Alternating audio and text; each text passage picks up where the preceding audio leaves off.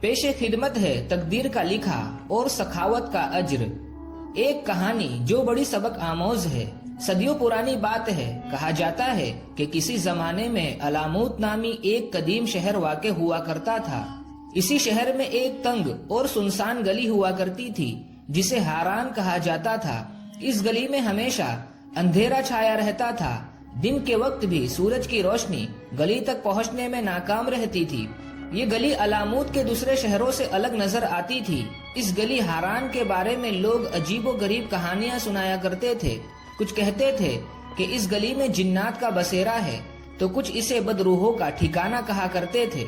عجیب بات یہ تھی کہ اس گلی کے قریب ایک کونے میں ایک فقیر رہا کرتا تھا جس کا نام منصور تھا۔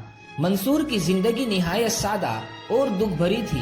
وہ دن بھر شہر کے بازاروں میں بھیک مانگتا اور شام ہوتے ہی اسی اندھیری گلی کے قریب اپنے ایک کچے سے مکان میں لوٹ آتا۔ منصور کمزور اور ضعیف تھا، لیکن دل کا بڑا عالی شخص تھا۔ جب بھی اسے ضرورت سے زیادہ کھانا ملتا تو وہ اسے دوسرے فقیروں میں بانٹ دیا کرتا تھا۔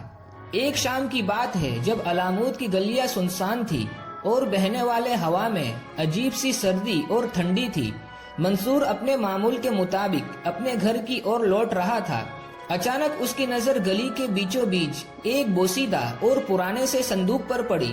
صندوق پر دھول مٹی جمی ہوئی تھی اور اس پر ایسے نشانات تھے جن سے معلوم ہوتا تھا کہ یہ صندوق بہت پرانا ہے۔ منصور نے سوچا، آج سے پہلے میرا یہاں سے گزر ہوتا رہا، لیکن میں نے کبھی یہ صندوق یہاں نہیں پایا۔ اس کا دل زوروں سے دھڑکنے لگا۔ اس نے گلی میں یہاں وہاں دیکھا، لیکن اسے کوئی نظر نہیں آیا۔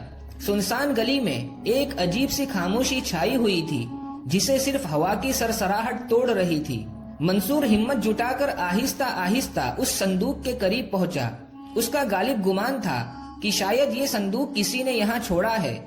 ہو سکتا ہے اس میں کچھ قیمتی چیزیں موجود ہو۔ لیکن کچھ ہی لمحے میں اسے خیال آیا